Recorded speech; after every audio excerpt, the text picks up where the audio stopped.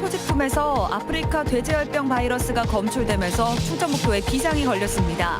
아프리카 돼지열병은 치사율이 100%에 이르고 백신마저 없습니다. 지난주 발생한 제천의 공장 폭발 사고와 관련해 대기업의 해명이 사실과 일부 다른 것으로 밝혀졌습니다. 노동단체는 대기업에 대한 철저한 책임 규명과 재발 방지 대책을 요구했습니다.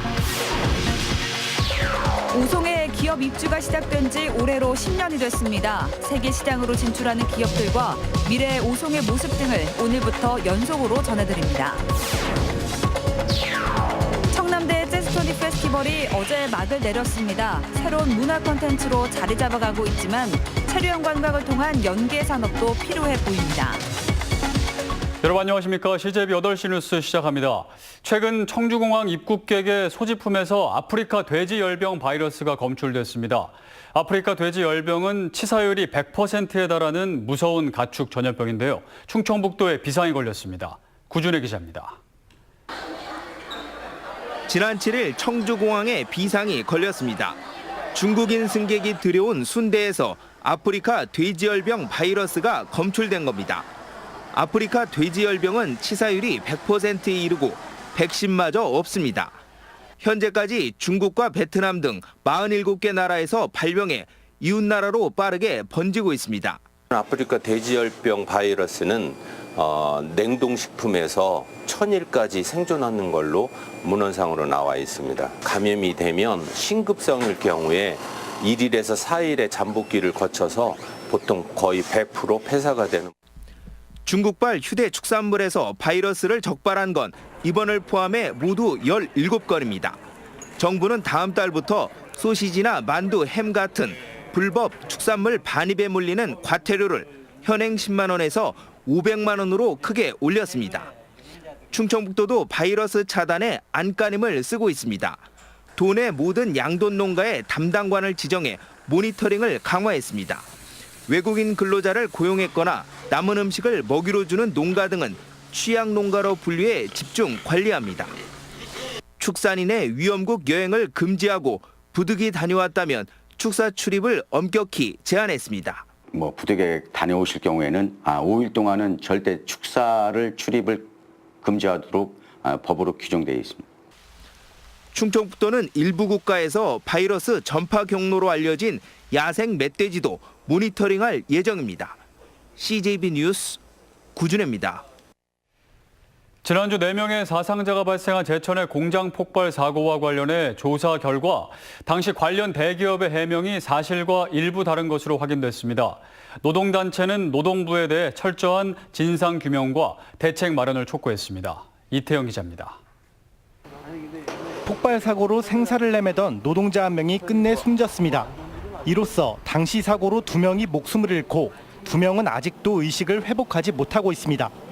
사고는 한 대기업 업체가 화학물질 배합 실험을 위해 중소기업의 설비를 빌려 쓰다 발생했는데 작업에 쓰인 재료 물질은 대기업에서 직접 가져온 것으로 확인됐습니다.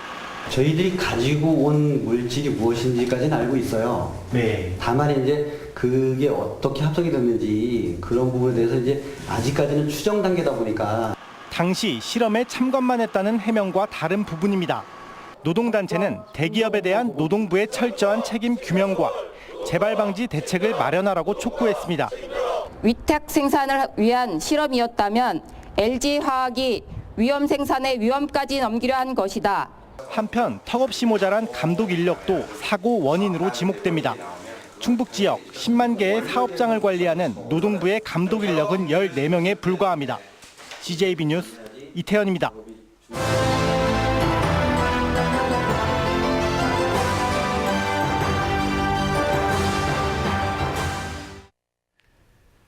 오송의 기업 입주가 시작된 지 올해로 10년이 됐습니다. 청주의 서쪽 끝, 농경지에 불과했던 오송이 이제는 K바이오의 중심지로 주목받고 있습니다. CJB는 세계 시장으로 진출하는 기업들과 스타트업들의 도전, 미래 오송의 모습 등을 오늘부터 연속으로 전해드리겠습니다.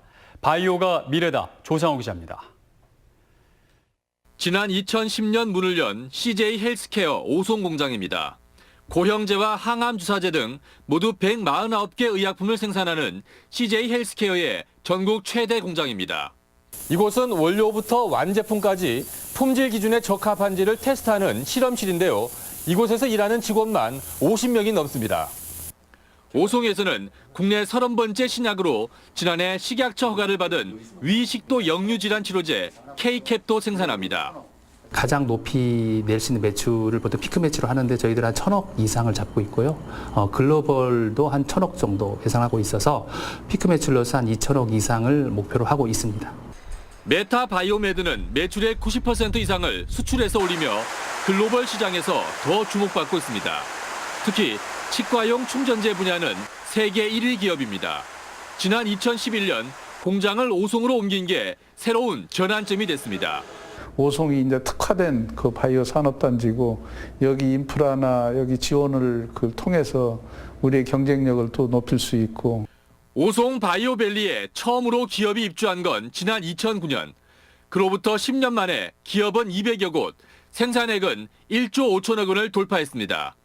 첨단 의료 복합단지엔 의료 연구개발기관 45곳과 신약개발 지원센터 등 17개 지원기관이 몰려 있습니다. 정부가 미래 성장 동력으로 삼은 바이오 헬스에 관한 한 오송이 전국 최고의 성장 기반을 갖춘 것입니다. 정부의 지원과 충북도의 노력으로 대한민국의 바이오 산업의 제2부흥기를 이제부터 시작하려고 하는 것입니다. 메디톡스를 비롯해 최근 기업 투자도 활발해지면서 오송이 K바이오의 희망으로 떠올랐습니다. CJB 뉴스 조상우입니다. 다음 소식입니다. 청남대 재즈토닉 페스티벌이 사흘간의 열정적인 무대를 끝으로 막을 내렸습니다. 해를 거듭할수록 더 많은 관객과 수준 높은 무대로 국제 페스티벌로서의 면모를 갖춰가고 있는데요. 이제는 청남대를 비롯해 주변과 연계된 사업을 찾는 것도 하나의 과제로 떠올랐습니다. 김기수 기자가 취재했습니다. 대청호의 아름다운 자연과 재즈 선율이 어우러진 2019 재즈토닉 페스티벌. 자유롭게 잔디밭에 앉아 재즈를 즐기는 관객들과 공연을 펼치는 아티스트와의 환상적인 호흡이 펼쳐집니다. 분위기도 좋고 날씨도 시원한 게 가족끼리 즐길 수 있어서 너무 좋은 것 같습니다. 눈앞에 약간 풍경이 펼쳐지는 것 같은 느낌이 굉장히 많이 들어서 그거를 음악으로 풀어내기 위해서 노력했고요. 자연관광이 좋기 때문에 오늘 이 날씨와 그다음 풍경과 너무 잘 어울릴 것 같습니다. 지역 밴드를 발굴하는 토닉 스테이지 무대와 함께 킹스캣이라는 주제의 아트워크와 국내외 최고 기량의 아티스트들이 참가해 국제 페스티벌로서의 면모를 갖춰가고 있습니다.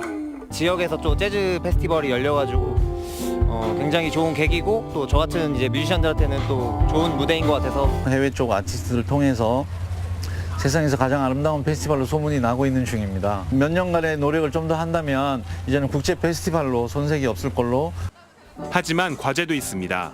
청남대의 젊은 층을 끌어모아 새로운 문화 콘텐츠로 자리 잡아가고 있지만 그만큼 기존의 틀을 깨는 청남대 속 체류형 관광을 통한 연계 산업을 찾는 것이 필요합니다. 많은 사람들이 거기 와서 2박 3일 동안 쓰고 간 돈은 어마어마하거든요. 며칠 동안 그냥 묵으면서 거기서 즐기고 갈 수 있도록 그렇게 되면은 그게 가로 또 문화산업, 또 경제산업으로도 또 관광산업으로도. 성황리에 마친 2019 재즈토닉 페스티벌. 2020년에는 더욱 새로운 모습으로 도민들을 찾아갑니다. CJB 뉴스 김기수입니다. 지난 3월 청주 에어로폴리스 2지구 사업 예정지에 거주하는 내수읍 입동마을 주민들의 이주자 택지가 내수읍 구성리로 결정됐습니다. 하지만 석 달이 다 되도록 사업은 진전이 없고 주민들의 반발만 커져가고 있습니다. 진기현 기자입니다. 흙을 가득 실은 덤프트럭이 줄지어 서 있습니다. 경운기까지 동원한 마을 주민들의 반대에 부딪혀 공사장에 진입하지 못하고 있는 겁니다. 청주 에어로폴리스 2지구 사업 예정지에 거주하는 입동마을 주민들의 이주 택지가 청주시 내수읍 구성리 일원으로 정해졌지만 주민들은 충북경제자유구역청으로부터 아직 구체적인 토지 가격 등 확정받은 것이 없어 공사를 반대한다는 입장입니다. 잘해준다고 말로만 하는데 노력은 하고 있다고 그래요. 근데 지금까지 아무 구성리만 딱 찍어놓고 거기에 대한 아무 대책이 없어요 지금. 경자청에게 공사를 위탁받은 업체도 난감하긴 마찬가지입니다. 어필을 하더라도 저희 같은 업자들한테 어필하는 게 아니라 관계 공무원인 그 부서에서 직접 나가서 해결을 하지도 않고 방관을 하고 있으니까. 경자청은 이주 비용 등을 정확하게 산정하기 위해선 용역을 시행해야 하는데 이를 위해서는 주민들의 이주 희망 신청서가 필요하다는 입장입니다. 하지만 주민들은 지난 2016년 원통리 일원의 이주 택지 제공을 약속하고도 어긴 적이 있다며 이번에는 구체적인 이주 대책을 요구하고 있습니다. 반대하는 것이 아니고 살 수 있는 어떤 근거를 제시를 해주면 어르신들이 뭐 고향을 등지고 간다고 하더라도 이걸 뭐 허용할 것 같다. 보상가 협상 등 숙제가 산적해 있는 에어로폴리스 이지구 사업, 주민 신뢰 회복이 우선돼야 할 것으로 보입니다. CJB 뉴스 진기훈입니다. 이시정 지사가 바이오, 수소, 태양광 등 신성장 동력 산업을 널리 알릴 수 있는 전시관 건립을 검토할 것을 지시했습니다. 이 지사는 신성장 동력 산업의 과거와 현재, 미래를 한눈에 볼 수 있고 회의도 할 수 있는 전시관을 건립해 투자와 교육에 활용해야 한다고 강조했습니다. 한범덕 청주시장이 도시공원 면적을 최대한 확보하겠다는 뜻을 거듭 밝혔습니다. 한 시장은 도시공원에 대한 논란이 많지만 방법론의 차이가 있을 뿐 목표는 같다며 우선순위에 입각해 도시공원을 지킬 수 있는 방안을 찾고 시민단체를 설득하라고 주문했습니다. 옥천군이 각종 사업에 대해 주민들이 철회나 시정을 청구할 수 있는 행정서비스 리콜 조례를 제정하기로 했는데요. 이 주민들의 군정 참여 기회를 확대한다는 취지에도 불구하고 의회 내부에서 찬반 의견이 엇갈리고 있습니다. 조용광 기자입니다. 옥천군이 제정을 추진하고 있는 행정서비스 리콜 조례안입니다. 주민 100명 이상이 서명하면 주민 생활과 밀접한 개발이나 문화예술 사업 등에 대해 철회나 시정을 요구할 수 있도록 했습니다. 공무원들한테는 부담이 되지만 주민들이 원하는 방향으로 발빠르게 대처할 수 있도록 그렇게 하기 위한 제도입니다.